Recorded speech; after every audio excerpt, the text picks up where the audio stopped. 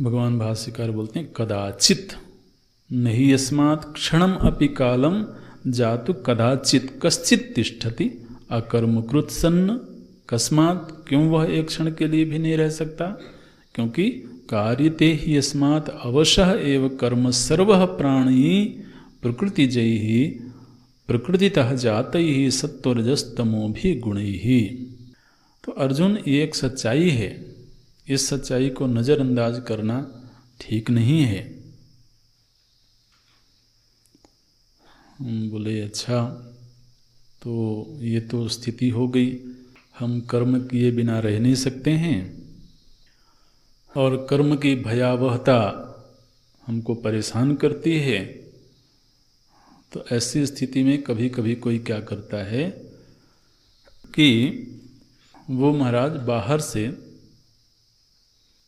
कर्मों को छोड़ देता है, कर्म की भयावहता की वजह से।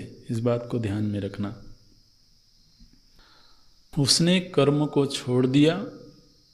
कर्म को छोड़ दिया का मतलब क्या है कि उन साधनों को छोड़ दिया जिन साधनों से उसको भौतिक सुख मिल सकते थे। कर्म छोड़ देने का अर्थ भी हमको स्पष्ट रहना चाहिए। कर्म से क्या लेना देना है? कर्म भौतिक सुख को प्रदान करने वाले साधन हैं। तो जो व्यक्ति जितना कर्मठ होता है, कर्मशील होता है, उसके भौतिक जीवन में उतनी ही उन्नति होती है, उतना ही विकास होता है। लेकिन फिर कर्म की अपनी कुछ शर्तें भी हैं, कुछ अपनी कठिनाइयाँ भी हैं।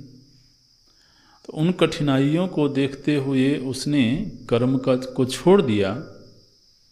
कर्म को छोड़ दिया का मतलब है भौतिक सुख प्रदान करने वाले साधनों को छोड़ दिया, ये बात स्पष्ट रहनी चाहिए। लेकिन भौतिक सुखों में उसकी प्रीति बनी हुई है।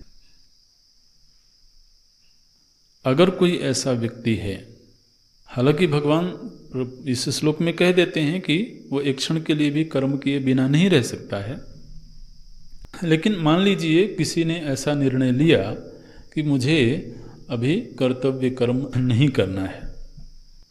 अच्छा, तो नहीं करना है तो ठीक है, मैंने उसने साधन छोड़ दिया। मैंने किसी को गंगा जी के उस पार जाना है, नाव सामने खड़ी थी और भयभीत होकर के कि कहीं यह नाव मुझे डुबा ना दे, तो उसने नाव को पकड़ा नहीं और वो खड़ा इस पार है, उसको जाना है उस पार, लक्ष्य है। तो इसी तरह से कोई व्यक्ति है जो भौतिक सुखों की कामना तो करता है, लेकिन भौतिक सुखों को प्रदान करने वाले जो साधन हैं उन साधनों को छोड़ देता है। ऐसी स्थिति में वो क्या करेगा? बोले वो ये करेगा कि कमरे के भीतर बैठ करके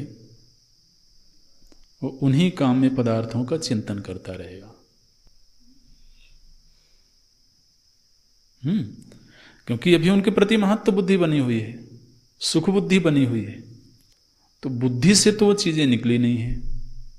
लेकिन उनकी प्राप्ति का साधन जो कर्तव्य कर्म था उसको उसने छोड़ दिया।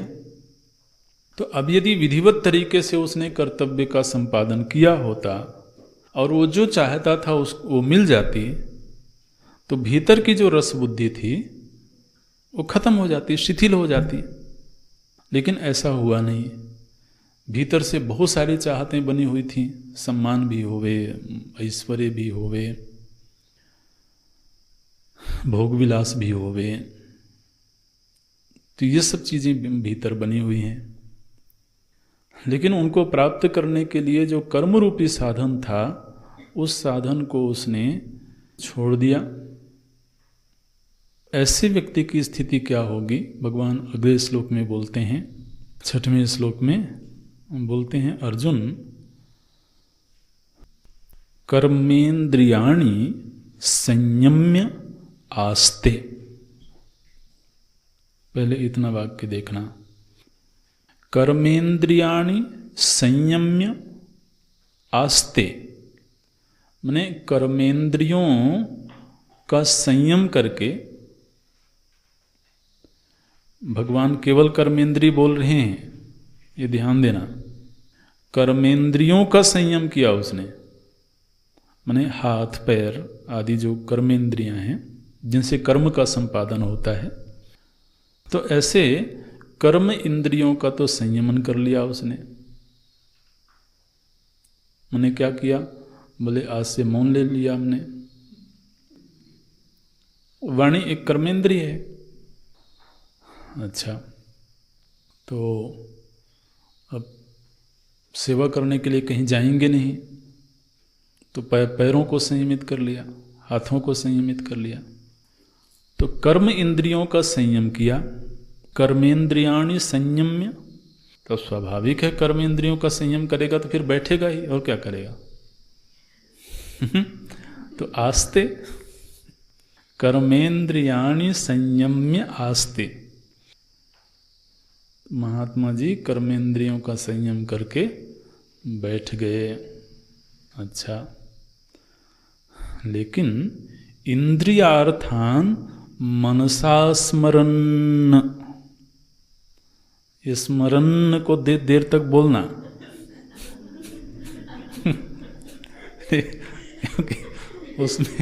उसमें सातत्य दिख रहा है। स्मरण करते हुए,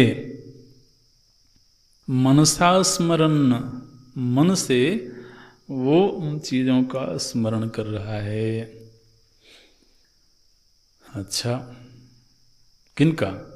इंद्रियार्थान, इंद्रिय के अर्थों का, इंद्रिय के जो विषय हैं, इंद्रियों को भोग देने वाले जो विषय हैं, उन विषयों का वह मनसा स्मरण। अब स्वाभाविक है मन से ही स्मरण करेगा, हाथ में तो आने वाला है नहीं, हाथों को तो संयमित कर लिया ना उसने, इसलिए हाथ में तो आने वाला है नहीं।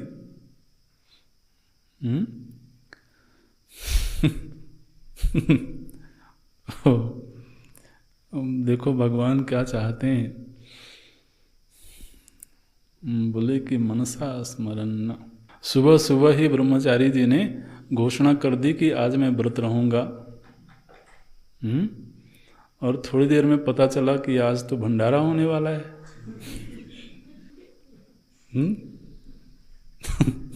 अब क्या करें? बोले कर्मेंद्रियाणि संयम में, अब कमरे में बैठे हुए हैं और सभी लोग जा रहे हैं मस्ती में, और आके तारीफ भी कर रहे हैं। किसकी? तो मनसा स्मरण। भगवान क्या बोलते हैं, यहां पर आकर के भगवान ने थोड़ा सा अपनी वाणी को कठोर कर लिया। हम बोलते हैं विमूढ़ आत्मा है। मैंने ये एक तरह से आप समझिए भगवान की सबसे कठोर जो टिप्पणी हो सकती है वो ये विमूढ़ आत्मा। दुनिया में उसकी संज्ञा क्या होगी? बोले मिथ्याचारः स उच्यते। दुनिया में उसको मिथ्याचारी कहा जाएगा।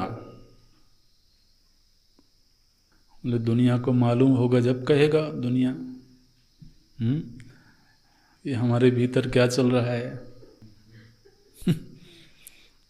भगवान कहते हैं चलो दुनिया को नहीं मालूम होगी, मुझे तो मालूम होगा ये बोल कौन रहा है। भगवान बोल रहे हैं जिनसे कुछ छिपा रह नहीं सकता है, ये तो समस्या है। बोलते हैं उसको मिथ्याचारी कहा जाता है। ये बड़ी कठोर टिप्पणी है, माने करुणा है इसलिए ऐसी बात बोलते हैं भगवान। कर्मेंद्रियाणि संयम्य, लेकिन मनसा स्मरन्, मन से वह स्मरण कर रहा है। तो हम बोले ये तो नहीं चाहिए। भगवान माने क्या चाहते हैं कि ऐसा नहीं होना चाहिए। तो होना क्या चाहिए? फिर प्रश्न ये उठेगा। यहां पर ऐसा दिखाई देता है कि ज्ञान इंद्रिय और कर्म इंद्रिय का विभाग कर रहे हैं। और ज्ञान इंद्रिय में भी मुख्य रूप से मन, अंतःकरण को ले रहे हैं। तो भगवान ने कहा कि अभी इसकी विषय के प्रति अत्यधिक कामना बनी हुई है, लेकिन कर्म की भयावहता को देखते हुए उसने नहीं करने का निर्णय किया है। अच्छा, यदि तो भीतर से कोई बहुत विशेष आकर्षण भी नहीं होता, शिथिल आकर्षण होता तो कोई बात नहीं, लेकिन प्रबल आकर्षण बना हुआ हो और बाहर से उसने छोड़ दिया है, तो वो मिथ्याचारी कहलाएगा। क्यों मिथ्याचारी कहलाएगा? क्योंकि एक तरफ लोग तो कहेंगे कि ये संयमी है।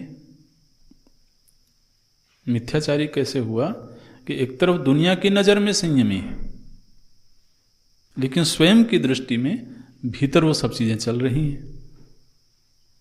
तो एक तरह से जो आचरण है वो मिथ्या हो गया। बाहर जो आचरण हो रहा था वो आचरण नहीं हो रहा था जो वास्तव में उसके भीतर है।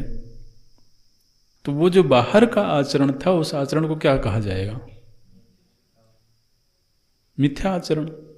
तो इसलिए मिथ्या आचारा, उसका जो बाहर का आचरण है वो मिथ्या माना जाएगा। बाहर का आचरण क्या है? संयम। बाहर से संयम किया ना उसने, तो बाहर का जो संयम रूपी मिथ्या आचरण है, उस आचरण को कहा जाएगा कि ये मिथ्या संयम है। ये स्थिति है। मृषाचार, पापाचार, माने भगवान प्रभु जी ने तो केवल मिथ्याचार कहा था, भगवान भाष्यकार और उसमें जोड़ देते मृषाचार पापाचार स उच्यते। तो ये स्थिति है। किसी ने भगवान से ही जाकर के पूछा कि भगवान, ये स्थिति है तो सही, इसका कोई उपाय भी है? बोलते हैं हाँ, अगले श्लोक में ये उपाय बताते हैं।